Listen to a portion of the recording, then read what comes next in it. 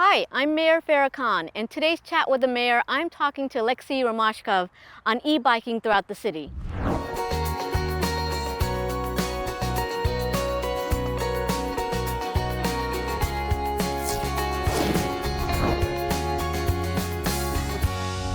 So thank you for coming out today and talking about your commute, which is so unique, but it's something that I think we want more and more of our residents to look into. So give me a little bit of a background on, who you are and what got you into biking. Yeah, well, thanks so much for having me. I'm really happy to just show people the possibilities of biking. I grew up biking a lot. So as a kid, I would bike everywhere. As a high schooler, we'd bike to get to the movie theater. In college, I biked to class every day. And when I got my first job, I did that a lot less. There's your standard commute. And I felt that it was just so soul draining to just be in traffic all the time that when you're leaving work, you're feeling excited to do something at home, and then when you get back, you're just so drained after all of that. That's how I kind of ended up here, where I was biking for recreation after work or on the weekends. But I realized that there's only so much time in the day, and you can really just bike to your destinations and get around that way and not kill two birds with one stone. So throughout the year, I logged just over 4,000 miles, which is, from a commuter standpoint, pretty low for a car. But I'm also, I take an Uber if I have to go somewhere really far, and the budget just allows it because I'm saving so much money by not having a car. I don't think about Payments, insurance, and gas. insurance, yeah, gas maintenance, Right. all of that. On a bike, it's humorously cheap. Yeah. My shifter cable wore out. It was $14 to replace. I mean, that's not primarily the reason I do it. It's just an added benefit is the fact that you're not only saving money, but you're just enjoying your day more. Yeah. And you always get the best parking spot. True, very true. Even now, as we're transitioning in the city, we're making sure that we're making bike stalls more accessible in our parks and in different areas, just so it's more convenient for people to use their bikes and then be able to lock them up when they don't need them. But it's been about, what, a year that you've been Over a year commuting on now. your bike? Mm-hmm. And then you've shared some statistics on what it is that the commutes are. Share a little bit about what you know. Yeah, so according to the Department of Energy, for the average person, 60% of car trips are 6 miles or less, and then 75% of car trips are 10 miles or less. That's not something you'd want to do every day necessarily, but it's really far less than you think. So 6 miles by car might take 13 minutes if you're doing city driving, whereas on a bike that might take 20 minutes. Right. So you are saving 7 minutes, but at the same time, you're not dealing with the stress of traffic, really. So tell me a little bit about some of your favorite bike trails or bike paths to go on. Irvine has amazing bike infrastructure. I don't know if I'd be doing this without it, and that's because I just feel safe being on the trail separated from cars. The bike paths run along the river, and you've got an uninterrupted length. So not only are you not interacting with cars in any way, you're also not stopping. Mm-hmm. So that lets you have a higher average speed, which is one of the reasons it's very convenient. Yeah. All of those bike trails along the river come out on the backside of a lot of businesses. So that's how I go grocery shopping, that's how I go to Target, all of those common stores. That's awesome to hear. And so you use the electric bike, and how do you feel that that's been working out for you as far as the trails go, the bike lanes go?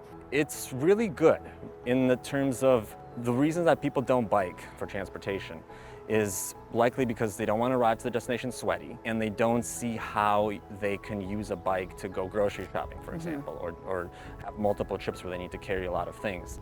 Both of those things are easily fixed by a e-bike because you're not straining so much to actually propel yourself. And if you could load it up with 20, 30 pounds, you barely even feel it on the back rack. So that's what enables it to be a car replacement. So share with us a little bit of the do's and don'ts as you're commuting on a bike. I think the most important thing is just safety. And safety starts not even by wearing a helmet. You should always wear a helmet, but by being visible. You want to prevent any sort of interaction. Something that I always recommend is specifically with e-bikes, a lot of the visibility is built in. They have daytime running lights, essentially. So your lights are always on. I add more lights that blink, especially when you're on the road on the bike lanes. That's just an extra Sure. level of visibility. And then for me, I always wear a high-vis helmet But outside of that, it's just being very alert on what's going on around you. Use mirrors to see what's going on behind you, and just be present. Absolutely. Enjoy it.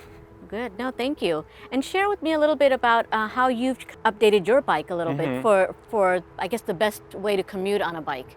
For commuting, especially with the mileage that I've been putting on, it's important to have, again, safety, and then comfort becomes a thing, because you don't want to be getting beat up. So you have fairly meaty tires. I replaced the stem with a suspension stem, so this moves to absorb shock, so your hands aren't getting rattled. And similarly for your body, you have a suspension stem right there. Then in terms of security, a bike lock, which is on the higher end, so it's actually resistant to bolt cutters. You can't cut through that unless you have an angle grinder, which most thieves are not going to be doing. Have an alarm system. So if I arm in and someone touches the bike, it's going to go off and scare them, to say the least. And then on top of that, I've also added multiple lights, phone holder, and a dash cam. And then you've got your packaging on the sides to make sure if you need to move things around, whether you're grocery shopping or going to Home Depot, wherever you might be going. Yeah, so I grocery shop. I can do 3 bags, plus if I have something really large like paper towels, I have a trailer. Okay. So that there's no way you're going to buy more than you can carry if you bring the trailer. Right. And then in terms of other things that you can do with it, I've done pretty elaborate trips where I've moved furniture. I picked up propane. So I had two propane tanks, 80 pounds on the back, not an issue. Right, no, that's amazing. And it's nice to hear from someone that uses it on a regular basis to help people realize that it can be done. And again, I guess it would just take the effort of doing it the first time, the second time, until you're comfortable doing it all the time. Yeah, I'm not sure that I would have done this had the situations been different. Like, I've always been passionate about biking, but for me it was one of those things where I used to have 2 cars. I used to have a convertible, I used to have an SUV. The convertible had so much road noise that I'm still sitting in traffic. It's like you want a car that goes fast and you have wind in your hair, and realistically you're listening to tires and sitting in traffic. Right. So I sold that, and then my SUV happened to break. So I was in the market for a new car. In that situation, I was like, I've always wanted an e-bike. So I got one, and I realized that this is better than a convertible. You do actually go fast, and you have wind in your hair, and you don't have to deal with road noise. And you can do all the functionality of an SUV, realistically. Yeah, absolutely. So given us as an approximate on how much an e-bike like this would cost? So e-bikes range a lot depending on the configurations of components. At the end of the day, they're still bikes. So this bike specifically is about $3,000, and then with all the modifications, a few hundred more. But for people that are just looking into getting into it, you can find stuff in the under 2,000 range, definitely. Definitely a huge cost difference from a car. So the way I see it is I'm only slightly slower than a car, but at 1/10 the cost, we're more than making up for that. Absolutely. No, well, thank you so much for taking the time to share your story, and this is so important for us. I mean, we're doing so much as far as the environment goes, sustainability goes, and this is one way that our residents can help out and do it in a way that benefits them and the environment at the same time. Absolutely. I think we are seeing a big push towards EV and electrification, and even though that is far more energy efficient, there's still cars on the road. Right. And based on the statistics, I'm not asking people to substitute all of their trips like I do, but if you could do half, a quarter, which statistically that's the distance you need. That would make a huge difference. You'd make a huge difference. You'd see less traffic. Yes. You'd see less pollution. Right. Even the way energy is generated. And energy consumption wise, a car might get 30, maybe 60 miles if it's a hybrid per gallon. An electric car might get 130 miles per gallon equivalent. I did the math, 1,500 miles per gallon That's equivalent. amazing. 10 times better than your average electric car. Well, that's wonderful. Well, thank you again. And this was such a good opportunity to share with our community members. So good luck to you and wish you happy riding. Thank you.